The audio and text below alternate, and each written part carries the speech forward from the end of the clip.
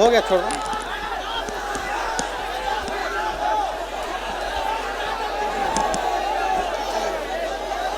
मंच पे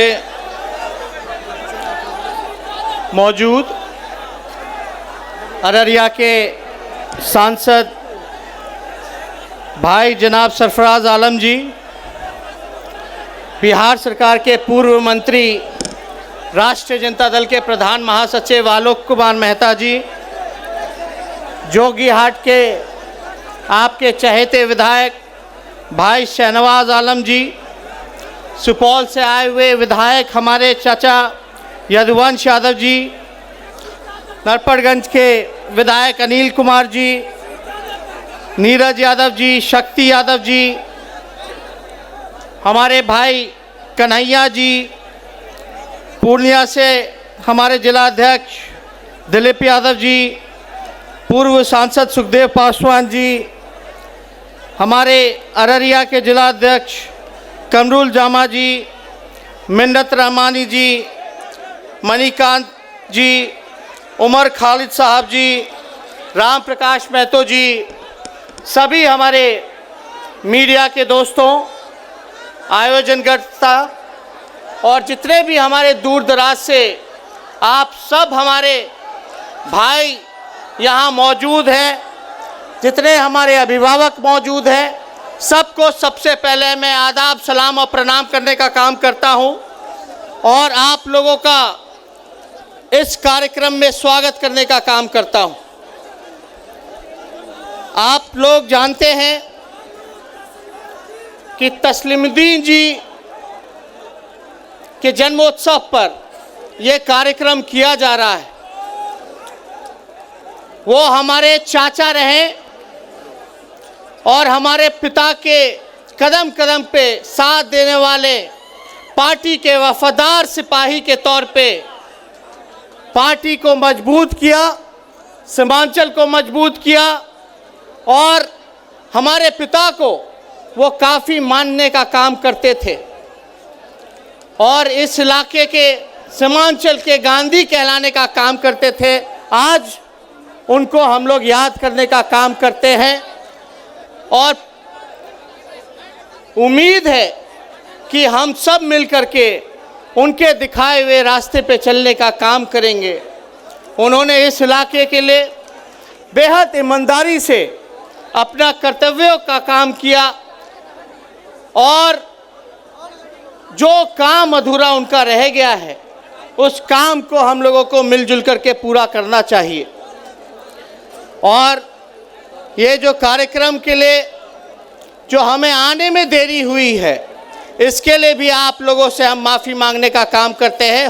हो सके तो हमको माफ़ करने का काम करें। आप लोगों को पता होगा कि आज लालू जी के जमानत को लेकर के कोर्ट में सुनवाई थी और इस वजह से सुनवाई काफ़ी लंबी चली। इस वजह से हमको आने में, पटना से निकलने में देरी हुई और आप लोगों से हम यही उम्मीद करते हैं कि आप लोग लालू जी के लिए दुआ करने का काम कीजिए ताकि लालू जी को जमानत मिले और फिर से आप लोगों के बीच आकर के आप लोगों का सेवा करने का काम करें। वैसे हम लोगों को न्यायालय पे पूरा भरोसा है,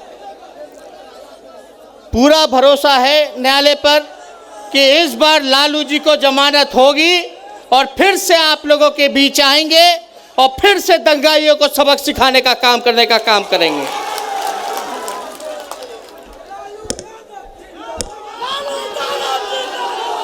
आप लोग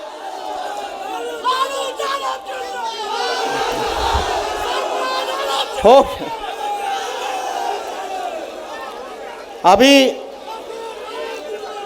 मौका चुनाव का दौर है। अब मेरे को लगता है कि 90-100 दिन के अंदर ही चुनाव होने का वक्त रह गया है। अब थोड़े दिन में गर्मा गर्मी अब शुरू होने जा रही है। हमारे चाचा, अभी एक थ्योरी, एक फॉर्मूला अंग्रेज का बताया गया था डिवाइड एंड रूल का, लेकिन हमारे चाचा का फॉर्मूला ठग एंड रूल। जो डिवाइड एंड रूल करते हैं उनसे तो हम लोग एकदम परिचित हो चुके हैं। आरएसएस और भाजपा से परिचित है कि नहीं है? लेकिन जो सामने से वार करता हो, जो सामने से वार करता हो उससे तो हम लोग सचेत हो सकते हैं, लेकिन अपने में जो बहरूपिया घूम करके वापस आ करके मिलजुल करके रहे तो उससे हम लोगों को सावधानी ज़्यादा बरतनी चाहिए। मतलब मीठा मीठा बोलेंगे, एकदम अंदर घुस जाएंगे, फिर बाद में जब काम करने का वक्त आएगा तो पीठ में छुरा भोंकने का काम करेंगे। तो जो बहरूपिया किस्म के लोग हैं, जो ठग किस्म के लोग हैं, जनादेश को ठगने का काम किया कि नहीं किया हमारे चाचा ने? और हमको तो हमारे पिता ने संस्कार में दिया कि बड़ों का आदर करना चाहिए, सम्मान करना चाहिए। हम तो पूरा इज्जत से नीतीश चाचा बोलते हैं। वो हमारे चाचा हैं, रहेंगे, लेकिन एक बात तय है कि वो अच्छे चाचा नहीं हैं।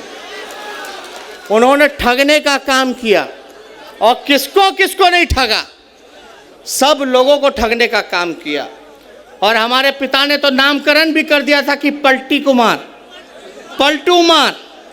लेकिन हमारे चाचा हैं, उन लोगों से, आप लोगों से हम विनती करते कि सावधान रहिएगा।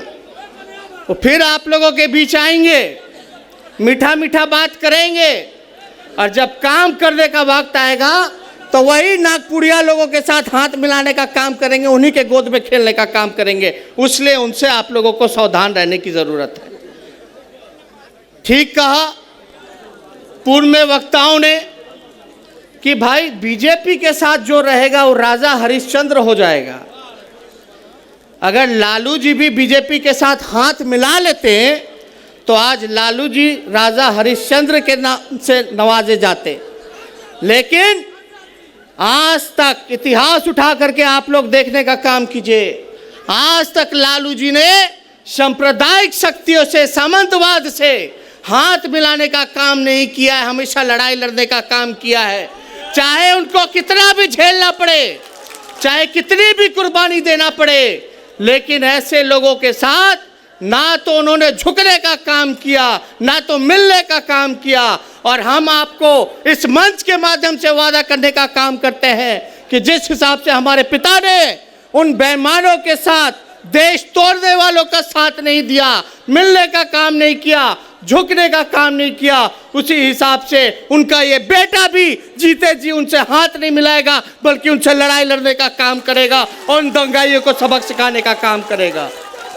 आप लोग हमेशा से आप लोगों ने तस्लीमुद्दीन साहब के साथ खड़े होने का काम किया, लालू जी का साथ देने का काम किया।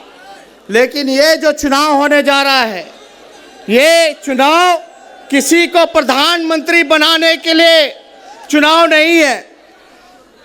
ये चुनाव जो होने जा रहा है, ये देश बचाने के लिए चुनाव है, ये संविधान बचाने की चुनाव है, ये सामाजिक न्याय के लिए चुनाव है, ये धर्मनिरपेक्षता के लिए चुनाव है। इसलिए आप सब लोगों को ध्यान रखना पड़ेगा और सावधानी बरतनी पड़ेगी कि ये बीजेपी के लोग जब अपने वादों को पूरा नहीं कर पाते हैं तो फिर से हिंदू मुसलमान दंगा कराने का काम करते हैं।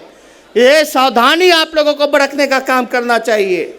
गिरिराज सिंह जी हैं, उनके मंत्री हैं, केंद्र राज्य मंत्री, वो बात बात पर कहते हैं कि पाकिस्तान भेज देंगे, पाकिस्तान भेज देंगे। ऐसा लगता है कि ये गिरिराज सिंह का बाप का देश है जो हम लोगों को पाकिस्तान भेजने का काम करेगा। इनके कहने से हम लोग पाकिस्तान जाएंगे। आप लोग सब लोग जानते हैं, चाहे हिंदू हो, मुसलमान हो, सिख हो, ईसाई हो, इस देश की आज़ादी के लिए सभी लोगों ने खून बहाने का काम किया था, सब लोगों ने कुर्बानी देने का काम किया था। आप याद कीजिए जिस प्रकार से 90 के दौर में जब रथ यात्रा जब निकला था, एल के आडवाणी लेकर के निकले थे सोमनाथ से, किस हिसाब से लालू जी ने उनको रथ को रोक करके मसान जोत भेजने का काम किया। एक भी दंगा फसाद बिहार की धरती पे उन्होंने होने नहीं दिया। कहीं भी दंगा होता था, सीएम, डीएम और एसपी से पहले ही पहुंच जाते थे और दंगा को कंट्रोल करने का काम करते थे। ये देश सबों का देश है। हम लोग देश बनाने के लिए हैं, देश को जोड़ने के लिए हैं, देश को आगे बढ़ाने के लिए हैं। और दूसरी तरफ जो नागपुरिया कानून को जो लागू करना चाहते हैं, जो अंग्रेजों के गुलाम रहे हैं, वो लोग देश को तोड़ना चाहते हैं, जहर फैलाना चाहते हैं और आरएसएस का जो एजेंडा है, नागपुरिया कानून को संविधान की जगह पे लागू करना चाहते हैं। इसलिए ये चुनाव किसी को प्रधानमंत्री, मुख्यमंत्री बनाने का नहीं है। मुख्यमंत्री आप लोग, समय है उसमें, प्रधानमंत्री का लेकिन समय आ गया है। आप लोगों को देखना है कि कौन लोग हैं, दो विचारधारा है, किसके साथ आप लोग खड़े होने का काम कीजिएगा। एक जो देश को जोड़ने का काम करे, एक जो देश को तोड़ने का काम करे, ये तय आप लोगों को करना पड़ेगा। और बाकी की बात तो हम लोगों को मौका मिलता रहेगा, आप लोगों के बीच आते रहेंगे, लेकिन ये महत्वपूर्ण समय है, इसमें थोड़ा धैर्य भी आप लोगों को बरतने का काम करना है। सोशल मीडिया में तरह तरह की अफवाहें फैलाई जाएंगी, तरह तरह का वीडियो फैलाया जाएगा।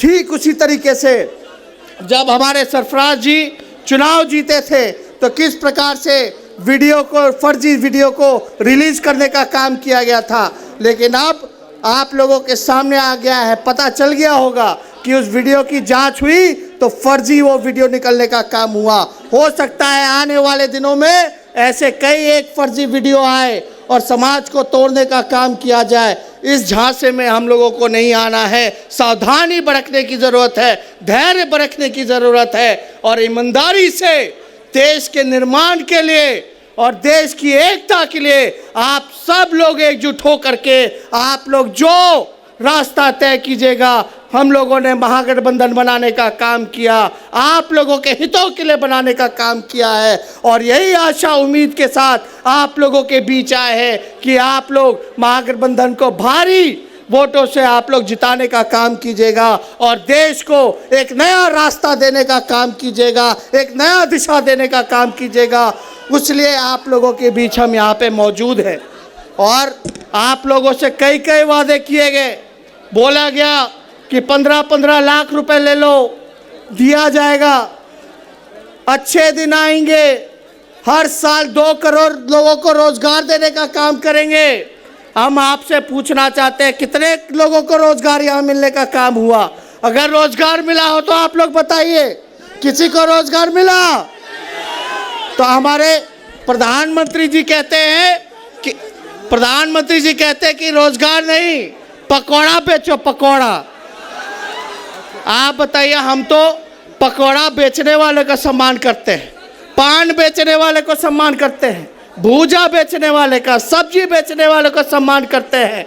हम तो पकौड़ा बेचने के लिए भी तैयार हैं, लेकिन मोदी जी पकौड़ा बेचने के लिए ठेला चाहिए, सामग्री चाहिए, जमीन चाहिए। 15-15 लाख रुपया वादा किए थे, उसमें से 2-4 लाख रुपया बोनी करा दीजिए ताकि हम लोग ठेला लगा ले पकौड़ा बेचने के लिए। लेकिन हमको ये बात समझ में नहीं आया, जब हर साल 2 करोड़ लोग पकौड़ा बेचने का काम करेंगे तो पकौड़ा कौन खाएगा? आप सोचिए कि हर साल 2 करोड़ लोग अगर पकौड़ा बेचे तो पकौड़ा कौन खाएगा? हाँ, यानी सोचे कि हर घर में पकौड़ा बेचने वाले मिलेंगे। 5 साल में कितने पकौड़ा बेचने वाले हो जाएंगे? इसलिए इनके जुमलेबाजी में फंसने का काम नहीं करना है, इनको सबक सिखाने का काम करना है। इन्होंने देश को बर्बाद करने का काम किया। नोटबंदी से सबसे ज़्यादा नुकसान हमारे देश को आर्थिक स्थिति को लेकर के हुआ। आपका जीएसटी, ऐसे लोगों ने पॉलिसी लाने का काम किया है जिससे आपके देश को नुकसान होने का काम किया है।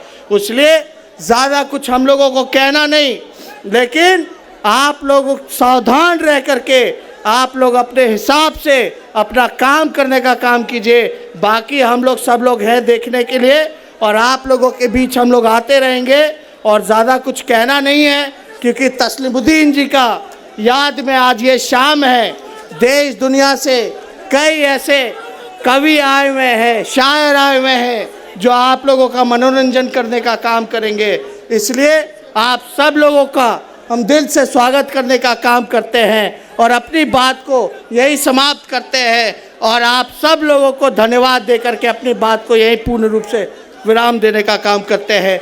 जय हिंद, जय बिहार।